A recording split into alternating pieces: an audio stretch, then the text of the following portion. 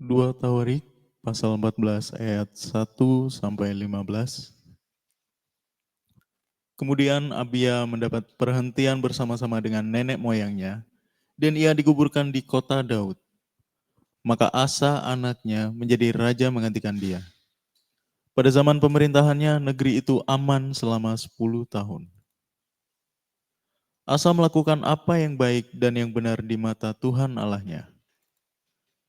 Ia menjauhkan mezbah-mezbah asing dan bukit-bukit pengorbanan, memecahkan tugu-tugu berhala, dan menghancurkan tiang-tiang berhala. Ia memerintahkan orang Yehuda supaya mereka mencari Tuhan, Allah nenek moyang mereka, dan mematuhi hukum dan perintah. Ia menjauhkan bukit-bukit pengorbanan dan pedupaan-pedupaan dari segala kota di Yehuda, dan kerajaan pun aman di bawah pemerintahannya. Karena negeri itu aman dan tidak ada yang memeranginya di tahun-tahun itu, ia dapat membangun kota-kota benteng di Yehuda. Tuhan telah mengaruniakan keamanan kepadanya. Katanya kepada orang Yehuda, marilah kita memperkuat kota-kota ini dan mengelilinginya dengan tembok beserta menara-menaranya, pintu-pintunya dan palang-palangnya. Negeri ini masih dalam tangan kita, karena kita mencari Tuhan Allah kita dan Ia mencari kita, serta mengaruniakan keamanan kepada kita di segala penjuru. Maka mereka melaksanakan pembangunan itu dengan berhasil. Pasukan-pasukan Asai yang dari Yehuda jumlahnya 300.000 orang yang membawa perisai besar dan tombak. Dan yang dari Benyamin jumlahnya 280.000 orang yang membawa perisai kecil sebagai pemanah. Mereka semua pahlawan-pahlawan yang gagah perkasa. Zerah, orang Ethiopia itu, maju berperang melawan mereka dengan tentara sebanyak 1.000.000 orang dan 300 kereta. Ia sampai ke Meresa. Lalu Asa maju menghadapinya. Mereka mengatur barisan perangnya di lembah Zefata dekat Maresa. Kemudian Asa berseru kepada Tuhan Allahnya, "Ya Tuhan, selain daripada Engkau tidak ada yang dapat menolong yang lemah terhadap yang kuat. Tolonglah kami ya Tuhan, Allah kami, karena kepadamulah kami bersandar dan dengan namamu kami maju melawan pasukan yang besar jumlahnya ini. Ya Tuhan, Engkau Allah kami, jangan biarkan seorang manusia mempunyai kekuatan untuk melawan Engkau." Dan Tuhan memukul kalah orang-orang Ethiopia itu di hadapan Asa dan Yehuda. Orang-orang Ethiopia itu lari. Lalu dikejar oleh Asa dan laskarnya sampai ke Gerar.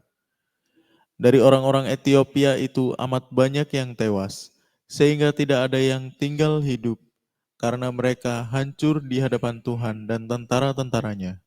Orang-orang Yehuda memperoleh jarahan yang sangat besar. Mereka mengalahkan semua kota di sekeliling Gerar, karena ketakutan yang dari Tuhan menimpa penduduknya. Mereka menjarahi semua kota itu karena jarahan yang besar terdapat di situ. Tenda-tenda pemilik ternak pun direbut mereka, dan banyak kambing domba dan unta diangkutnya sebagai jarahan. Lalu mereka kembali ke Yerusalem.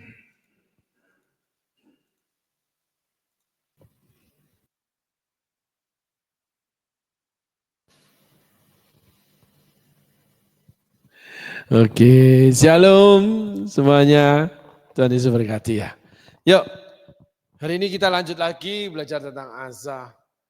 Di mana episode yang lalu kita belajar ada orang-orang seperti Asa. Ada karakter-karakter seperti Asa. Di mana mengikut Tuhan sedemikian lama. Tetapi mengakhiri hidupnya dengan meninggalkan Tuhan. Melakukan banyak hal untuk Tuhan. Tapi di akhir hidupnya tidak mau mencari Tuhan. Ada apa? Yang pertama kita belajar 10 tahun pertama Allah memberikan keamanan. Setelah itu Tuhan izinkan Ada masalah, pasukan Ethiopia menyerang. Bagaimana Tuhan berikan kemenangan besar buat Asa. Tetapi ada pada menjelang akhir hidupnya, Asa mengalami hal yang sama. Tapi malah Asa mengambil milik kepunyaan Tuhan, menyerahkan kepada musuhnya. Lalu Asa jatuh sakit. Asa tidak minta pertolongan Tuhan. Padahal Tuhan menunggu Tuhan menunggu permintaan pertolongan Asa. Ada sesuatu di Asa ini. Kenapa sampai tidak meminta pertolongan Tuhan? Di episode yang lalu kita belajar bahwa euforia cinta Asa terhadap Tuhan diawali dengan banyak langkah menyenangkan hati Tuhan. Ketika Asa menjadi raja, ketika mendapatkan sesuatu yang menyenangkan Asa, sesuatu yang menguntungkan Asa, sehingga Asa bergiat untuk Tuhan. Dalam ujian pertama, Asa minta pertolongan Tuhan. Setelah itu Asa berjaya, makin hebat, makin kaya, makin hebat. Setelah itu mengalami hal yang sama setelah tahun ke-35. Asa tidak mencari Tuhan. Setelah itu Asa sakit, Asa tidak mencari pertolongan Tuhan. Yang di pertama kita belajar ada cinta kasih kepada Tuhan yang namanya buih. Pada waktu tertentu buih itu akan hilang. Menyisakan sesungguhnya cuman segitu minuman itu. Buih tidak bisa jadi apa-apa saudaraku. Cuma setetes setitik. Ternyata cinta Asa pada Tuhan cuman segitu. Nah itu refleksi buat kita semua. Apabila kita merasa mengasihi Tuhan. Ketika kita mengawali dengan Tuhan. Saudara yang di awal dengan Tuhan, saudara harus bisa mempertahankan sampai di akhir. Karena di lalu kita juga belajar bagaimana yang namanya Yudas. Sebelum menerima sesuatu dari Tuhan, Yudas sudah melihat tidak ada pengharapan untuk hidup enak bersama Tuhan. Untuk bisa hidup mapan nyaman bersama Tuhan. Akhirnya Yudas menjual Tuhannya dan membelikan hasilnya sebuah ladang untuk kehidupan dia. Akhirnya menjual pelayanannya. Akhirnya cuma untuk memperoleh harta memberi sama Tuhan. Cuman untuk memperoleh harta untuk mengikut Tuhan. Cintanya cuman sampai segitu saudaraku. Hati-hati dengan kisah Asa. Kisah Saul. Kisah Yudas. Saul diawali dengan kemenangan besar. Diawali mendekat terhadap Nabi Samuel. Sharing sampai semalam-malaman. Saul pun kepenuhan roh dan bernubuat. Sampai dikatakan apakah Saul seorang nabi. Tetapi ketika Saul mulai mengalami kemenangan demi kemenangan. Saul ditinggalkan rakyat berserak-serak meninggalkan Saul. Oleh karena terdesak dalam peperangan, Saul memberi korban persembahan pada Tuhan. Tidak mau menunggu Nabi Samuel. Mulai mengambil bagian-bagian yang lain. Mulai mengambil bagian Tuhan untuk diberikan kepada yang lain. Persembahan dikurangin.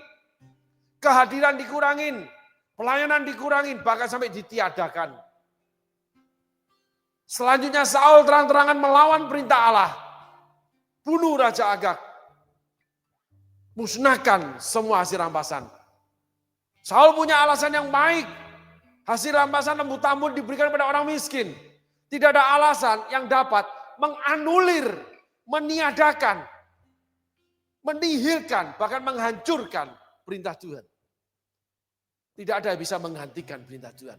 Apapun alasan kita. Yang baik dari manusia belum tentu benar bagi Tuhan.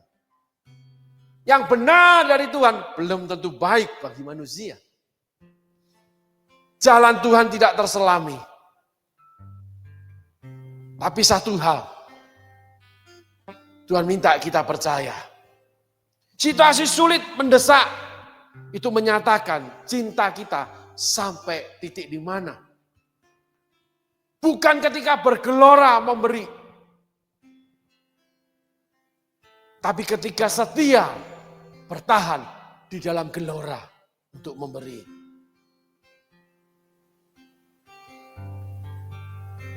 Saul memakai berkat untuk melanggar perintah Tuhan. Ada banyak orang memberi seenaknya sendiri. Nilai yang diberikan seenaknya sendiri itu Kain. Sebagian dari yang dihasilkan Kain. Habel yang sulung. Memberi ke tempat ke siapa seenaknya sendiri. Itu Saul. Lembu tambun diberikan pada orang miskin, padahal itu untuk dimusnahkan sesuai perintah Allah. Hati-hati dengan memberi, saudaraku. Memberi dengan nilai sendiri, memberi kepada orang-orang dengan keinginan sendiri, itu pelanggaran Alkitab. Kalau kita merujuk pada taat dan tunduk terhadap firman Allah, walaupun dikatakan fanatik. Fanatik bukan radikal. Fanatik mengeterapkan hukum Allah terhadap dirinya. Kalau radikal itu memaksa orang lain untuk mengeterapkan hukum-hukum yang memenjarakan orang itu. Yang melarang orang itu. Itu radikal namanya. Kalau fanatik enggak. Fanatik menyalipkan daging sendiri. Fanatik mengorbankan kesenangan. Fanatik itu demi orang lain. Ya udah, saya nggak jajan, saya masukin buat persembahan. Janda miskin 2 peser 1 duit. Fanatik itu mengorbankan diri. Yesus itu fanatik. Tapi dibarengi dia mengorbankan diri. Kalau radikal enggak, diajak mati bersama. Yesus tidak radikal. Itu bedanya, saudara. Sehingga ada orang-orang yang seenaknya sendiri memberi. Seenaknya sendiri memberinya kemana? Dengan sejuta alasan, walaupun mungkin itu benar. Saul alasannya benar. Yudas alasannya benar.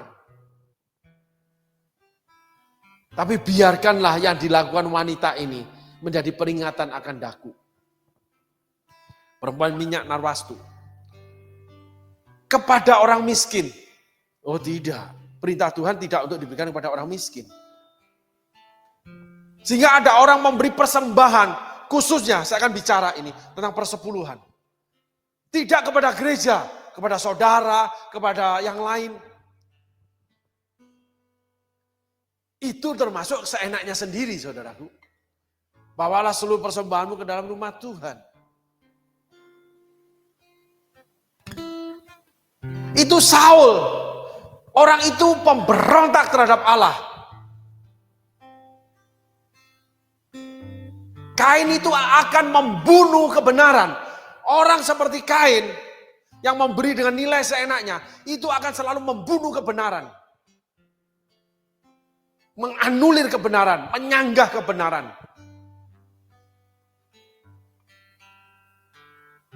Kalau Yudas selalu memengaruhi, menjatuhkan kebenaran. Menjatuhkan gerejanya, menjatuhkan pesternya, menjatuhkan gereja sana, pester sana. Selalu kebenaran itu dia jatuhkan untuk mendapat keuntungan. Ada banyak pelayan Tuhan seperti ini. Menjatuhkan pelayan Tuhan lain untuk dia supaya mendapat keuntungan. Itu dia jual kebenaran itu. Karena orang yang akan memberikan keuntungan, itu harus diiyakan, harus disenangkan. Tuhan tidak mau disenangkan saudara dengan cara itu. Ketika saudara melakukan firman Tuhan, itu yang menyenangkan hati Bapa. Itu yang akan mengokohkan saudara di hadapan Tuhan. Bukan yang baik menurut saudara. Bukan yang seenaknya saudara sendiri. Bukan mau kemana saudara akan mengarah. Dalam segala aspek kehidupan. Saudara harus berlutut, berdoa. Walaupun ketika sukses, masuk Taman Getsemani. Kalau ada permintaan Tuhan, kalau boleh jangan berlalu. Tapi jadilah menurut kehendakmu. Bergumul dengan Tuhan. Sampai akhir hidupnya. Yakub bergumul sama Tuhan. Beri aku berkat, berkati aku. Aku akan memberi persepuluhan kepada kamu. Diberkati Tuhan. Padahal udah janji Tuhan terhadap yang namanya Abraham. Yakub masih tidak yakin. Berapa banyak orang tidak yakin dengan janji Tuhan. Bergumul sama Tuhan. Tuhan berkati. Dan Yakub setia memberi persepuluhan. Tetapi Yakub melakukan kecurangan di dalam bisnisnya terhadap Laban. Yakub di akhir hidupnya kehilangan seluruh hartanya dan dia dibawa ke Mesir dan keturunannya menjadi budak di Mesir. Karena curang dalam berbisnis. Ini kebenaran saudaraku. Yang tertulis yang kita bacakan ini. Bukan asumsi. Nah itulah salah satu beberapa tokoh Alkitab yang kita boleh belajar. Termasuk Raja Asa. Sehingga kita boleh memeliharakan cinta kita kepada Allah. Dengan yang namanya tekun dan setia. Yesus itu tekun dan setia.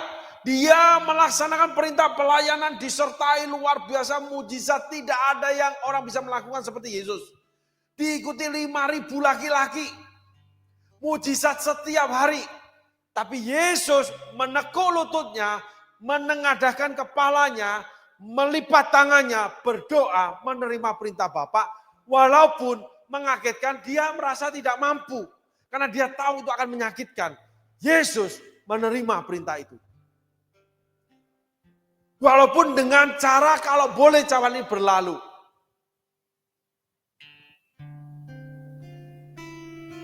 Alangkah baiknya Tuhan kalau seperti ini. Bapak di surga bilang tidak. Tapi ketika Bapak di surga menetapkan suatu keputusan, kita merasa nggak mampu, nggak bisa. Bapak di surga bertanggung jawab terhadap keputusannya. Ketidakmampuan, ketidakbisaan kita, Bapak di surga kirimkan malaikat menguatkan Yesus. Sama dengan Elia. Ketika Elia di tengah jalan lari dari Isabel, dia nggak mampu lagi, dia duduk di bawah sebuah pohon, lalu dia bilang, aku mau mati, cabut aja nyawaku. Tuhan mengirimkan malaikatnya memberi Elia makan. Elia sembari makan ketiduran, dibangunin lagi. Supaya dia kuat mencapai tempat yang diinginkan Tuhan. Karena dari sana Elia akan melayani dengan pelayanan yang baru. Memuridkan Elisa. Mengurapi 2 raja. Tuhan tidak pernah alpa memelihara hamba-hambanya. Tuhan tidak pernah alpa memelihara anak-anaknya. Tetapi apakah hati kita tetap terpaut dengan cinta kepadanya? Asa tidak tekun mempertahankannya. Asa keblinger dengan yang namanya keberhasilan. 35 tahun berhasil. Banyak anak Tuhan setelah keberhasilannya sekian lama malah bobrok. Banyak pelayan Tuhan, termasuk hamba-hamba Tuhan. Sekian lama melayani, di akhir hidupnya terpuruk luar biasa hidupnya. Salah satunya kita bisa indikasikan yang namanya kisah Raja Asa. Mengkhianati Tuhan, lebih berpegang pada yang namanya hartanya untuk menyelesaikan masalahnya. Tidak meminta pertolongan Tuhan seperti di awal. Padahal Tuhan sudah siapkan.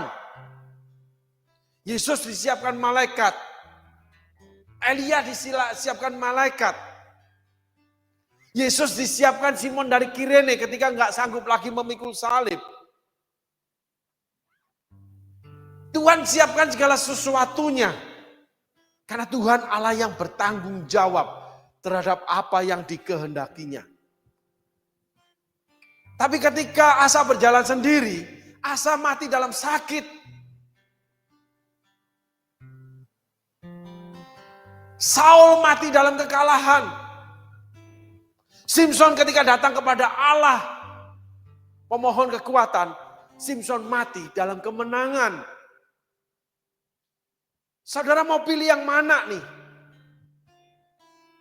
Mau mati di dalam kekalahan atau mati dalam kemenangan? Ketika hidup saudara sudah sekian lama melayani Tuhan. Dibuat hebat sama Tuhan, tapi akhirnya terpuruk. Karena menghindari ujian.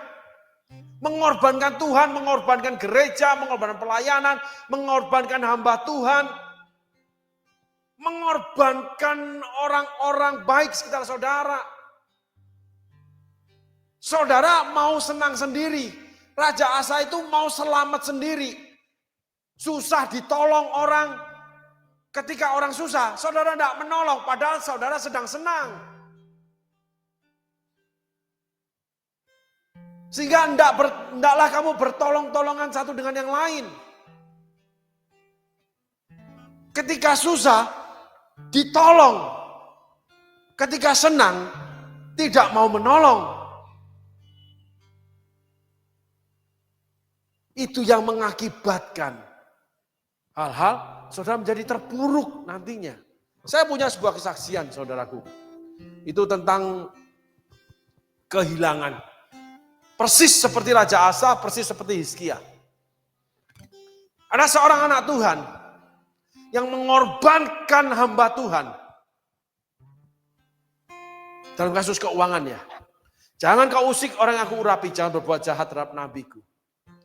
Apa yang hilang di hamba Tuhan itu jauh lebih banyak hilang dengan orang yang menghilangkan hartanya hamba Tuhan ini. Jauh lebih banyak. Dan seluruh kenikmatan yang Tuhan beri, stop. Walaupun orang itu tetap melayani loh. Walaupun orang itu tetap memberi pada Tuhan. Ngeri saudaraku. Ada lagi orang yang seorang pemimpin pelayanan yang luar biasa. Ada lagi seorang pelayan Tuhan yang dipakai luar biasa. Akhir hidupnya tragis.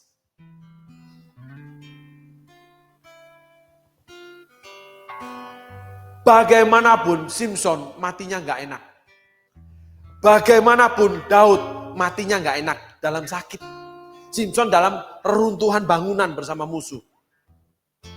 Apalagi Raja Asa, apalagi Raja Saul, apalagi Yudas. Inilah koridor. Inilah hukum-hukum Allah. Inilah pagar-pagar di mana kita harus berjalan di dalam pagar itu, yaitu firman Allah. Apabila kita melewatinya, kita akan dimakan oleh serigala. Serigala bisa berbentuk yang namanya penyakit. Semua musuh menghubung kita dan mengalahkan kita. Saul 3 anaknya yang pahlawan perang mati semua. Sisa 1 kakinya pincang. Akhirnya juga mati dibunuh. Semuanya tragis. Menjadi istri Daud akhirnya juga mandul. Tidak bisa meneruskan keturunan. Semuanya hilang. Kenapa? Karena melanggar perintah Allah. Kenapa? Karena hendak membunuh Nabi Samuel. Kenapa? Karena mengambil milik kepunyaan Allah. Saul mengambil kerajaan Israel untuk dirinya. Loh, Daud membunuh orang yang setia. Mati dalam sakit dia. Sakit yang panjang itu. Sampai selimut apapun tidak bisa membuat Daud hangat. Sampai dicarilah seorang anak manusia, perempuan Sunem. Coba bayangin saudara. Hargai firman Allah. Hormati didikan Allah. Anak yang dikasihnya akan dihajar dan disesahnya. Raja Asa tidak sempat menyelesaikan studi belajar mengenal Allah dengan baik. Mati dalam penyakit.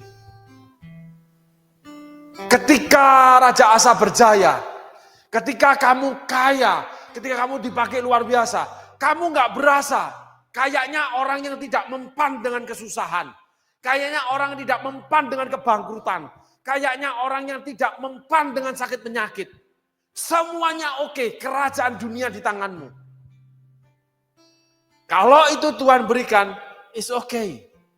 Kalau iblis berikan, hati-hati. Asa dalam 35 tahun berjaya tidak pernah kepikir kalau dia akan diserang oleh Raja Ben-Hadad. Dia nggak pernah kepikir kalau dia mati dalam sakit.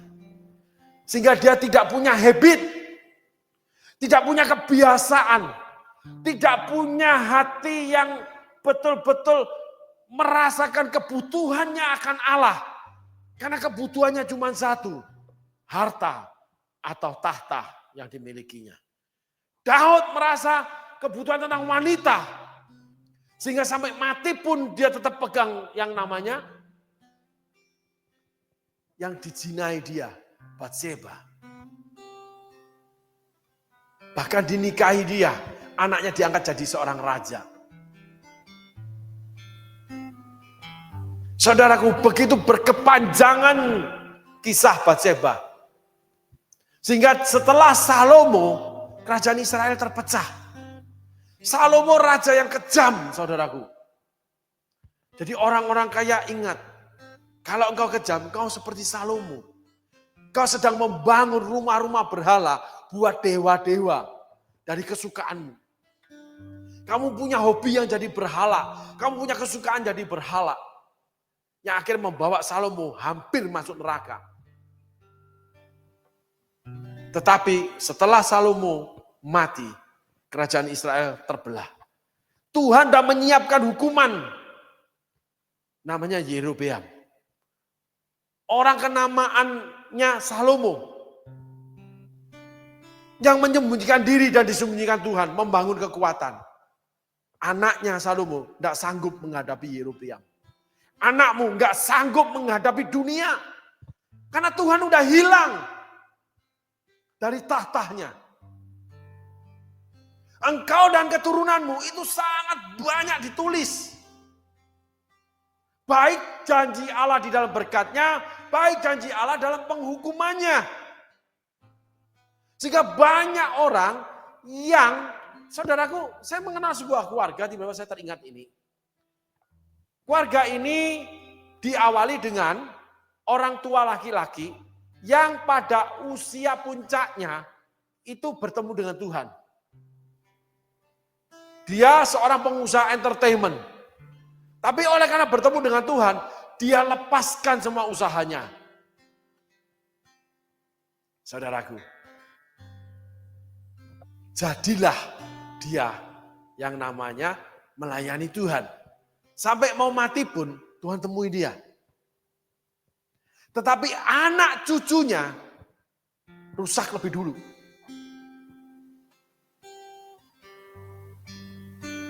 Itu sebuah pertanyaan besar bagi saya. Kalau mendengar kisahnya, ini luar biasa ini. Tapi kenapa anak cucunya jadi luar biasa? Ada yang LGBT, ada yang jadi pelacur. Ada yang namanya dibunuh orang mati. Dibunuh orang, saudaraku. Ada yang namanya merebut suami orang. Ada yang kena kanker, banyak yang kena kanker. Dengan benih kekristenan diawali orang tua laki-laki. Kakek laki-laki yang melepaskan pekerjaannya dan melayani Tuhan. Di mana letaknya ini kesalahan? Nah, itulah saatnya saudara berdoa, membaca Alkitab. Karena Allah akan beritahu. Itulah Salomo, saudaraku. Setelah itu anak cucunya perang terus. Kerajaan Israel terbelah terus.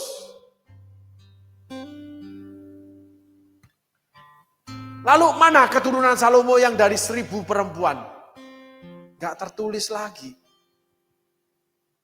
Semua yang saudara perbuat dalam kemewahan hidup saudara, tidak tertulis lagi. Tidak akan menurun terhadap saudara, yaitu anak-anak saudara. Harta duniawi tidak akan mengikuti anak-anak saudara. Yang ada janji Allah dalam berkat-berkat yang melimpah. Itu yang mengikuti anak-anak saudara. Anak cucu orang benar tidak akan minta-minta roti. Bahkan dia memberi pinjaman. Orang yang mencucurkan dengan air mata akan menuai dengan sorak-sorai. Dia menabur dengan air mata. Tapi ketika saudara bersenang-senang seperti Asa, demikian lamanya saudara tinggalkan pelayanan, saudara punya hati yang kejam, licik, saudara mengambil milik kepunyaan Allah, saudara berbagi seenaknya, memberi seenaknya. Ingat, perjalanan hidup saudara, di akhir hidup saudara. Lalu keturunan saudara. Itulah kisah Salomo yang mengeluarkan hawa nafsunya. Tapi tetap dihormati loh di dunia. Ratu Sheba. Tetap dipagari Allah dengan keamanan sesuai janjinya 40 tahun. Tapi setelah itu, anak cucu keturunannya harus menanggung dosa Salomo semua. Sehingga terjadilah kisah raja-raja. Di mana banyak penyembahan berhala. Banyak perjinahan, percabulan. Iblis beranak pinak dalam keturunan orang benar. Itulah dosa yang mengikuti. Bukan hanya dosa Adam dan Hawa. Bukan hanya namanya keturunan Ismail. Masih ada Esau, ada Salomo.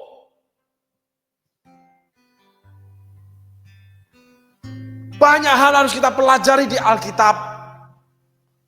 Bagaimana engkau dan keturunanmu, itu yang akan dikerjakan Allah. Sehingga sekali lagi, harta duniawimu tidak akan mengikuti anak-anakmu. Tapi akan dirampasi oleh raja-raja dunia. Pada waktu musim kelaparan, Yakub itu harus ngungsi ke Mesir. Walaupun Allah sediakan Yusuf. Tapi setelah itu, anaknya jadi kaya enggak? Jadi budak anak cucunya. Contoh yang paling nyata. Selain Salomo, orang kaya yang anaknya jadi budak dunia. Dirampasi. Tapi ada satu janji Allah. Anak cucu orang benar tidak akan minta-minta roti. Diberkatilah anak cucu orang benar. Sehingga hidup benar sangat penting. Hidup benar itu nggak boleh sesukanya. Pelayanan sesukanya, bekerja sesukanya, memberi sesukanya, berdoa sesukanya, semuanya sesukanya. Tidak seturut kehendak Allah, tidak selaras dengan perintah Allah, tidak seirama dengan apa yang ada di hati Yesus. Detak jantungmu tidak sesuai dengan perintah Roh Kudus. Orang yang seenaknya akan mendapat hukuman, saudaraku. Simson hidup seenaknya, kawin seenaknya, melanggar perintah nggak boleh kawin dengan di luar Bani Israel. Akhirnya cerai. Hidup seenaknya, main perempuan seenaknya, ketemu Delilah. Akhirnya dikurung 20 tahun menggiling gandum. Bekerja buat orang lain yang mendapatkan hartanya. Saudara bekerja selalu dirampasi. Ada saya temui orang-orang seperti gini. Kerja keras, rajin, hasilnya selalu dirampasi. Jadi banyak orang berbuat salah, dia harus nanggung. Ada apa semua ini? Karena seenaknya seperti Simson. Dibuat matanya buta. Lalu namanya rantai, diperlakukan seperti hewan. Hewan itu yang menggiling gandum, tapi ini manusia. Lalu ditertawakan, dilecehkan. Mati pun diruntuhi bangunan. Walaupun Allah jawab doanya, diberi kemenangan. Karena hidupnya Simpson seenaknya. Sehingga pengikutan kita akan Allah tidak boleh seenaknya. Tidak ada hak kita untuk menentukan bagian kita, yaitu kewajiban kita, itu untuk mengikuti segala perintahnya. Dengan seksama dan sungguh hati. Itulah setia. Dengan cara itu, dengan perilaku seperti itu, saudara akan namanya stabil. Saudara akan komitmen. Saudara akan setia melakukannya. Tidak sesuai dengan seirama kesukaan hati saudara atau kesenangan saudara. Tidak seirama dengan harta yang saudara miliki. Tidak seirama dengan perusahaan yang sedang bermasalah. Semuanya itu stabil. Komitmen dalam eksistensinya bersama Tuhan. Menjaga kesetiaan itu jauh lebih penting daripada jatuh cinta yang terlalu berlebihan terhadap Tuhan. Menjadikan saudara radikal. Lebih baik saudara fanatik dengan diri saudara. Saudara mengurung diri saudara, kesukaan saudara. Saudara mengerangkeng, memenjarakan hawa nafsu saudara. Untuk kepentingan Bapak Surgawi. Untuk kebutuhan saudara-saudara yang lain. Itu mulia. Adalah baik dipandang Tuhan. Ada hal-hal yang berlebih yang kita lakukan. Untuk kerajaan Allah dan untuk orang lain. Tidak egois. Tidak menyenangkan diri lalu membuat orang susah. Tidak susah minta pertolongan, orang susah nggak mau menolong malah berfoya-foya. Itu jahat, saudaraku. Nah, ketika dipandang jahat, keluarlah kisah Daud. Jahat sekali perbuatanmu terhadap Uria, itu dihukum sama Tuhan. Sehingga ini yang terjadi kepadamu. Anak yang didapatkan Daud dari cinta kasihnya dengan Batseba itu dibunuh mati sama Tuhan. Sesuatu yang kamu dapatkan dari dosa yang menyukakan kamu akan diambil sama Tuhan. Dan Tuhan gantikan dengan Yedijah. Di mana karena Yedijah, Salomo, kerajaan Israel terpecah. Sehingga janji berkat Allah tidak menjamin segala sesuatunya. Cuman menjamin berkatnya. Tidak menjamin Salomo itu hidup berkenan sama Allah sampai mati. Bahkan perilaku Asa di awal tidak menjamin Asa itu setia dengan Tuhan. Inilah hakikat kita belajar kisah di Alkitab. Perbuatan-perbuatan yang membawa kita kepada dosa, yang menjerumuskan kita kepada neraka kekal, kematian kekal. Itulah Saul. Amin saudaraku. Hati-hati. Baik, kita tengok ayat selanjutnya. Dari ayat kemarin kita baca yang terakhir, tolong ditampilkan. Asa melakukan apa yang baik dan benar di mata Tuhan Allahnya. Ayat yang 1. Kemudian Abia mendapat perhentian bersama-sama dengan nenek moyangnya. Dan ia dikuburkan di kota Daud. Papanya mati, anaknya masih muda diangkat jadi raja. Maka Asa anaknya menjadi raja menggantikan dia. Pada zaman pemerintahannya negeri itu aman selama 10 tahun. Langsung Tuhan kasih 10 tahun. Ayat 2. Asa melakukan apa yang baik dan benar di mata Tuhan Allahnya. Oleh karena Tuhan memberikan keamanan 10 tahun, Asa melakukan yang baik dan benar. Tetapi di akhir hidup Asa meninggalkan Tuhan. Itu berarti transaksional. Ketika saudara diberkati, ketika saudara dipakai, lalu saudara meninggalkan Tuhan. Sesungguhnya ketika saudara melakukan segala sesuatu untuk Tuhan, itu cuma transaksional. Cinta saudara bukan cinta setia. Cinta karena mendapatkan keuntungan. Saudara garis bawahi, boleh ini.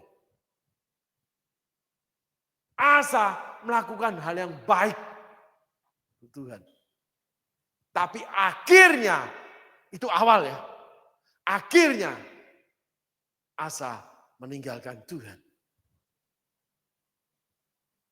Saudara perhatikan ini baik-baik. Jadi saudara jangan merasa nyaman hari ini saudara. Saudara jangan merasa aman dengan harta saudara. Saudara jangan aman dengan pelayanan saudara. Karena kekristenan sekali lagi bukan awal. Kekristenan itu akhir. Aku sudah mengakhiri pertandingan dengan baik dan benar. Paulus tulis itu. Dan aku akan menerima mahkota kehidupan. Allah tidak pernah alergi dengan kekayaan keberhasilan. Karena Allah yang menyediakan kekayaan keberhasilan. Tetapi ketika kekayaan keberhasilan yang dimiliki seseorang dari manapun asalnya menjerat hati orang itu meninggalkan Allah, orang itu transaksional cintanya sama Allah. Jadi saudara mulai perhatikan diri saudara. Ketika saudara lebih sibuk pekerjaan saudara, saudara cinta awalnya cuma ingin mendapat keuntungan dengan Tuhan. Semua yang saudara lakukan buat Tuhan itu seperti Asa. Saudara akan kecewa dan saudara akan balik sama Tuhan. Saudara akan keloni habis-habisan harta saudara. Saudara akan hidup dalam kenyamanan, kemapanan sekian puluh tahun sampai akhir hidup saudara. Tapi saudara akan dirampasi dan saudara akan merampas hartanya Allah. Ada banyak orang akhirnya berperang dengan gereja. Banyak orang berperang dengan hamba Tuhan. Di mana sesungguhnya dia pernah hidup lama di dalamnya. Banyak saya temui hal ini. Saya sekali lagi tidak menyalahkan. Saya cuma memberitakan kebenaran yang saya baca di Alkitab. Apa yang kita tabur akan kita tuai. Kalau kita menabur pemberontakan, kita akan tuai pemberontakan. Kalau kita menabur kasih, kita akan tuai kasih. Kalau kita menabur pengorbanan, kita akan tuai pengorbanan. Itulah hukum Alkitab, saudaraku. Asa melakukan hal yang baik dan benar di hadapan Tuhan. Tolong ayat 2. Asa melakukan apa yang baik dan yang benar di mata Tuhan Allahnya. Apakah ini bukan pujian? Ketika saudara melayani Tuhan, banyak orang memuji saudara. Ketika saudara memberi kepada Tuhan, banyak orang memuji saudara. Apakah itu garansi, itu jaminan kalau saudara tidak akan meninggalkan Tuhan? Tuhan sendiri memuji Asa.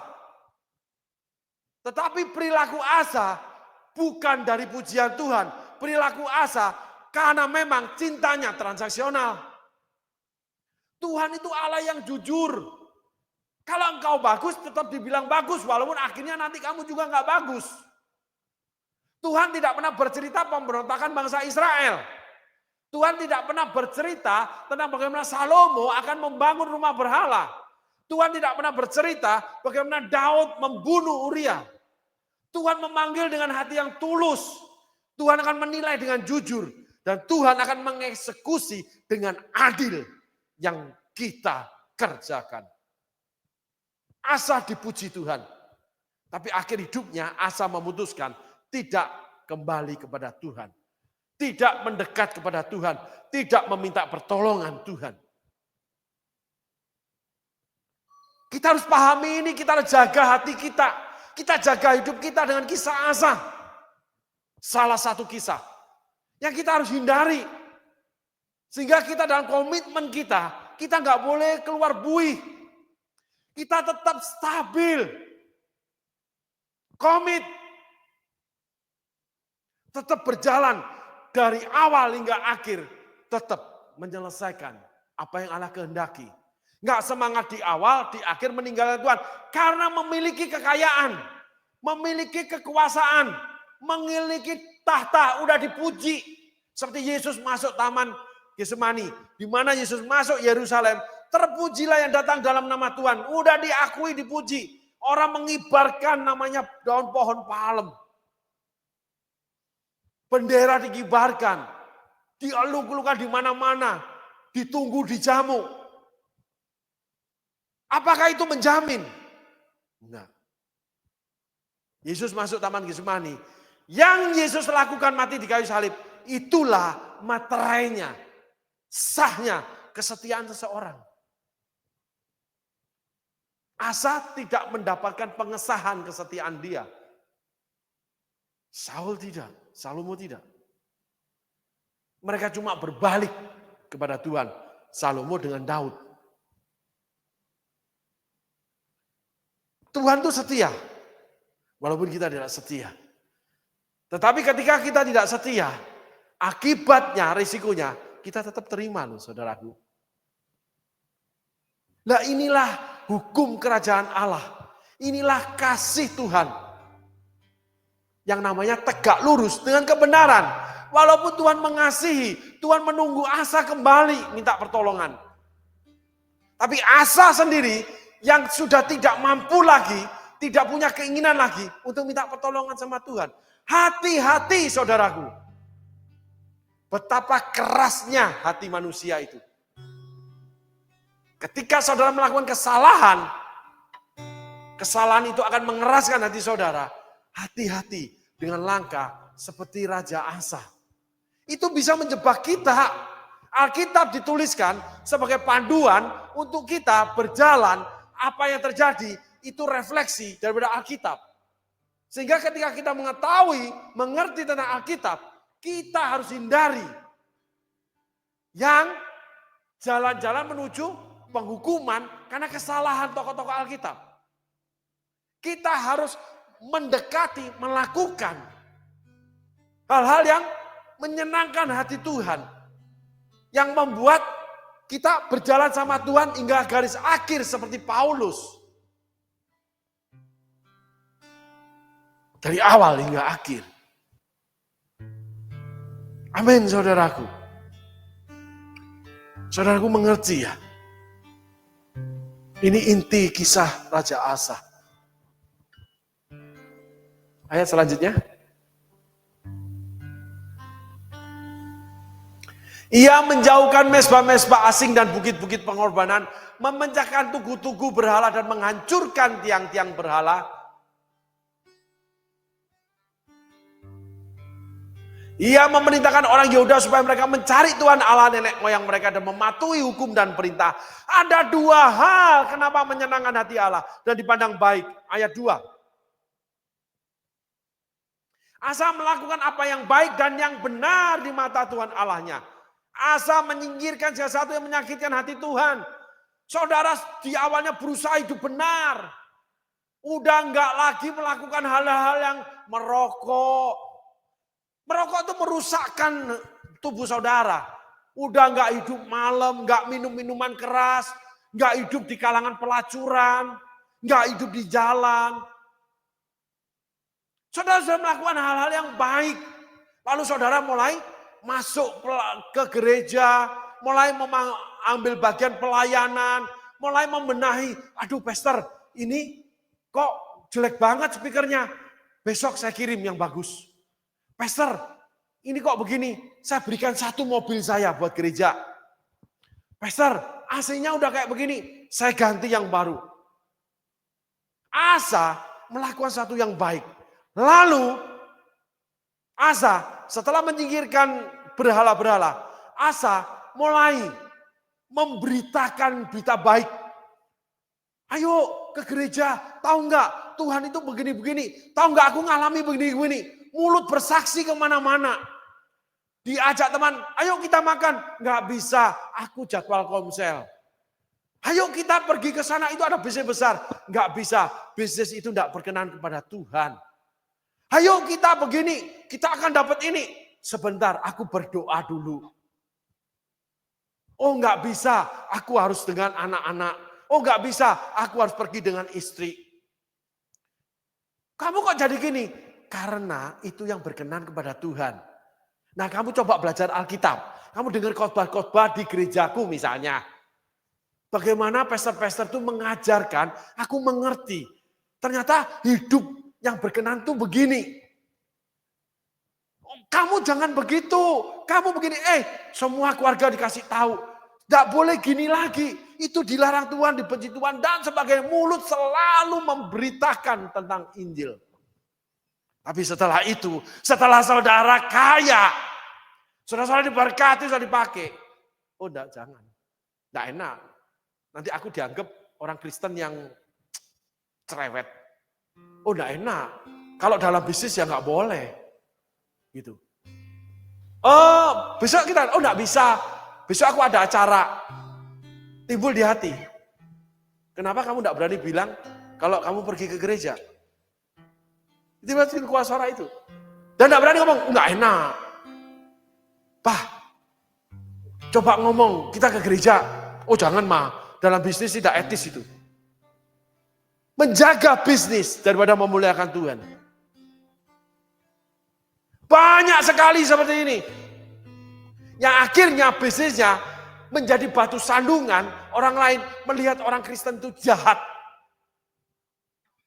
Sangat banyak hari ini orang-orang anak-anak Tuhan yang melakukan kejahatan-kejahatan yang menjadi viral. Bahkan ada yang sudah ambil bagian pelayanan, menyandang gelar seorang hamba Tuhan. Itu ikut dengan barisan orang-orang dunia yang merugikan negara. Gelarnya pendeta. Ini bukan untuk mendiskualifikasi Kristen sendiri. Tapi ini adalah cermin. Bahwa kita udah jauh dari Tuhan. Kita udah tidak melakukan sesuai dengan yang menyenangkan hati Tuhan. Kita udah punya berhala bisnis kita. Kita udah tidak menyiarkan, memberitakan. Sebagai orang Kristen anak Tuhan tuh harus beribadah. Lalu mulai kompromi. Karena ini tamu penting. Ini bawa bisnis besar. Dia minta ini itu yang melanggar Alkitab. Saudara cuma menemani di karaoke. Dengan cewek-cewek. Cuma isep-isep rokok aja nggak dimasukin kok. Paru-paru nggak rusak.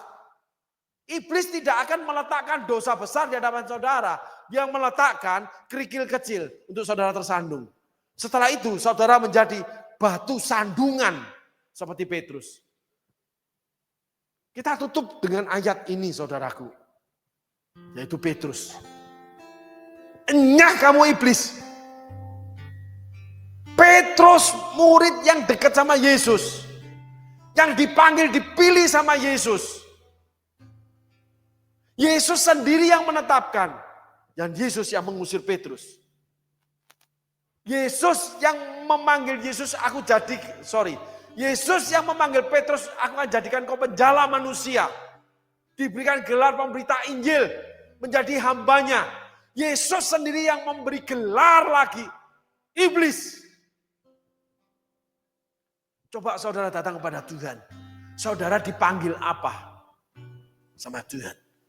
Jangan-jangan saudara sudah diusir sama Yesus. Karena saudara dipanggil iblis. Nyah kamu iblis dari hadapanku. Karena engkau batu sandungan buat aku. Saudara menjadi batu sandungan. Orang Kristen jadi batu sandungan. Hamba Tuhan jadi batu sandungan. Oleh karena kejahatan, bukan karena kebenaran. Kalau ditolak oleh kebenaran, itu roh kemuliaan akan bercahaya. Berbahagialah kamu apabila kamu ditolak oleh karena kebenaran, maka roh kemuliaan akan bercahaya atas kamu. Bagaimana kuasa Allah akan menyertai kamu.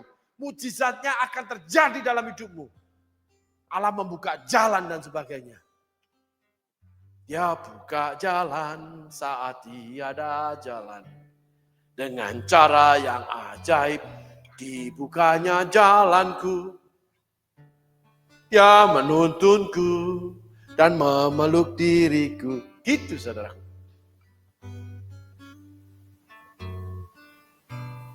Nyah kamu iblis dari hadapanku, kau batu sandungan buat aku. Karena yang kau pikirkan, pikiran manusia, pikiran dunia, bukan pikiran Allah. Karena yang kamu kehendaki, itu pikiran manusia, pikiran dunia, bukan pikiran Allah, bukan kebenaran. Berarti pelanggaran yang akan kamu lakukan. Di situ Tuhan akan nyahkan kamu. Maka kamu tidak dapat hadiratnya. Nggak dapat. Setelah itu, Petrus menyangkali Yesus. Petrus menghujat Yesus. Cuman untungnya, Petrus berduka, bertobat ketika Yesus datangi dia kembali. Itu dipanggil pelayanan. Tapi Asa nggak mau datang sama Tuhan. Asa nggak dapat kesempatan Tuhan datangin. Tuhan cuma tunggu. Saul mencari Tuhan, tidak dapat kesempatan ketemu sama Tuhan. Sehingga saudara boleh merasa hebat, boleh main-main, boleh sadar jauh dari Tuhan, tetap saudara lakukan. Tetapi ada yang menghadang saudara nantinya, apabila saudara mencari Tuhan tidak mendapatkan Tuhan. Apabila saudara tidak dicari Tuhan. Saudara menjadi Saul, saudara menjadi Asa. Saudara mau mengembalikan itu yang saudara dapatkan untuk menjadi full timer kembali, untuk melayani di gereja kembali. Tuhan tidak sertai saudara. Itulah Yudas. Daud sampai mati pun sakit. Walaupun kerajaan dimenangkan. Daud seperti Simson. Menggiling gandum. Selanjutnya ada yang menghadang saudara. Saudara menjadi seperti yang namanya Simson menggiling gandum. Ada yang menghadang saudara seperti Yakub. Anak turunan saudara akan menjadi budak menghamba terhadap Fir'aun di Mesir. Anak saudara akan menjadi pegawai. Bukan pegawai salah. Pegawai yang gak pernah naik jabatan. Hidup anak saudara susah. Maka kenapa kita juga temui orang-orang yang, orang tuamu kan aktif di gereja. Orang tuamu kan hamba Tuhan. Wah, anaknya pontang-panting, bahkan banyak melakukan kejahatan. Ada beberapa yang saya temui di pelayanan ini. Anaknya hamba-hamba Tuhan, hidupnya kacau saudaraku. Pribadinya kacau. Itulah Yakub. Curang dalam uang, licik dalam bisnis.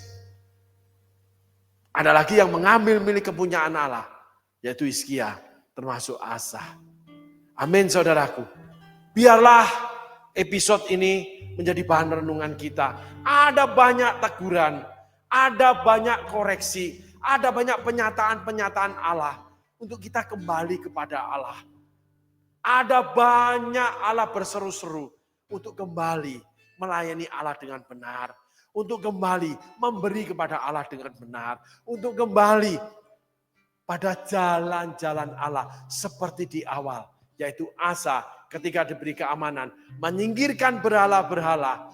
Lalu membawa setiap orang datang ke rumah Tuhan. Amin saudaraku. Tuhan Yesus berkati. Terima kasih.